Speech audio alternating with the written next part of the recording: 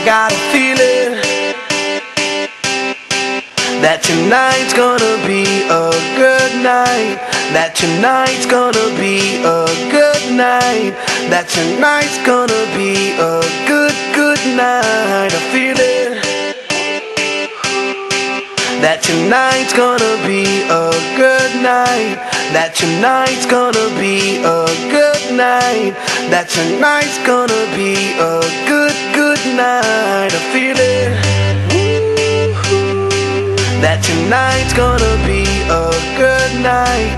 That tonight's gonna be a good night. That tonight's gonna be a good, good night. I feel it. That tonight's gonna be a good night. That tonight's gonna be a good night. That tonight's gonna be a good, good night. I feel it. Minha vida sempre fui bugrina e assim, o nosso relacionamento pra mim, eu comecei a voltar pro estádio em todos os jogos, porque é muito difícil você namorar uma pessoa que não é bugrina igual a você e falar, ah, hoje a gente vai no estádio do Guarani. Você fala, bem, não, eu vou sozinha. Não vai. Você não chama mulher aí, eu vou sozinho, cara. Não vai. Então, assim, pra mim mesmo, eu voltei em todos os jogos, como quando eu tava com meu pai, com a minha mãe, quando eu era criança. Quando eu era criança, eram todos os jogos. Aí, voltando, a graça. Pra mim também, assim, ajuda muito, assim, o relacionamento fica bem mais tranquilo, sabe? E os dois gostam, é uma paixão, assim, pra gente, sabe? É uma parte bem importante do relacionamento e quando a pessoa não gosta, já não gosta nem de futebol, meu...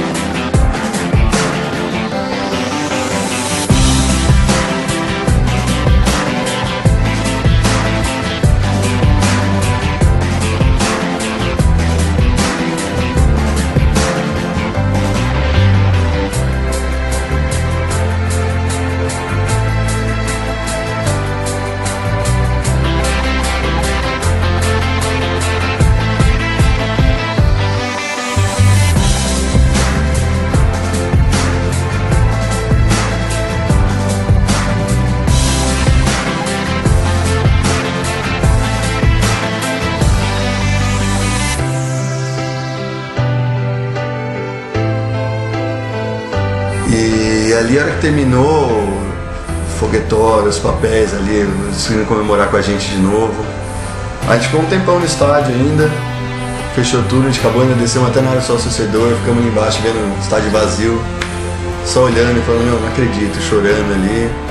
A gente tirou uma foto com tudo vazio lá, falando, meu, fechamos a Série C, acabou, subimos.